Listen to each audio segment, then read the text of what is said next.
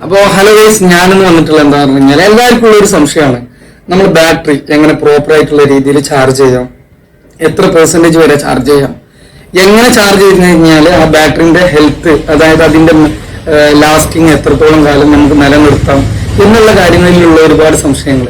അപ്പോൾ അതിന്റെ ഒരു സയന്റിഫിക്കലായിട്ട്, അതായത് ലിഥിയം ബാറ്ററി നമ്മൾ ഓരോ ബാറ്ററിക്കും അതിനൊരു ചാർജിങ് സൈക്കിൾ ഉണ്ടാവും. ഇപ്പോൾ 1% മുതൽ 100% വരെയാണ് ഒരു ബാറ്ററി ഒരു സൈക്കിൾ എന്ന് പറയുന്നത്. അപ്പോൾ 1 മുതൽ 100 വരെ ആവുന്നതാണ് ഒരു സൈക്കിള്. ഇതുപോലെ ഒരു 10,000 പ്രാവശ്യം അല്ലെങ്കിൽ ഒരു 20,000 പ്രാവശ്യമായിരിക്കും ഓരോ ബാറ്ററിന്റെ ചാർജിങ് സൈക്കിള്.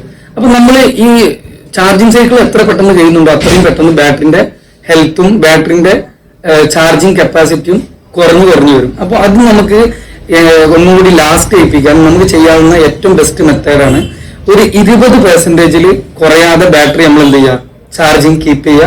അതേപോലെ തന്നെ 80% കൂടാതെ ബാറ്ററി ചാർജിങ് സ്റ്റോപ്പ് ചെയ്യുക. അങ്ങനെ ചെയ്യുമ്പോൾ എന്താ ഗുണം എന്ന് പറഞ്ഞു കഴിഞ്ഞാൽ ഈ ബാറ്ററിക്കുള്ള 10,000 ചാർജിങ് സൈക്കിള് അത് സ്റ്റോപ്പ് ആവാതെ എന്ത് ചെയ്യും, അത് നമ്മൾ ഒരു സൈക്കിൾ ഫുൾ ആവാതെ നോക്കുമ്പോൾ ബാറ്ററിന്റെ ലാസ്റ്റിംഗ് കൂടും, ബാറ്ററിന്റെ ഹെൽത്ത് കൂടും, ബാറ്ററിന്റെ കപ്പാസിറ്റി കൂടും. അപ്പോൾ കപ്പാസിറ്റി മീൻസ് അതിന്റെ ചാർജ് നിൽക്കുന്ന ക്ഷമത അത് കൂടും.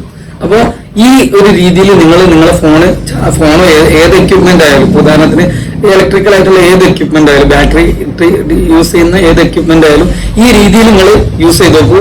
തീർച്ചയായിട്ടും ബാറ്ററി ഹെൽത്ത് കൂടും, ബാറ്ററി അതിന്റെ ചാർജിങ്ങിന്റെ ടൈം നമുക്ക് ഒരുപാട് കിട്ടും, ബാറ്ററിന്റെ ലൈഫ് കൂടും. ഓക്കെ, അപ്പൊ എല്ലാവരും ട്രൈ ചെയ്ത് നോക്കാം. Okay, thank you.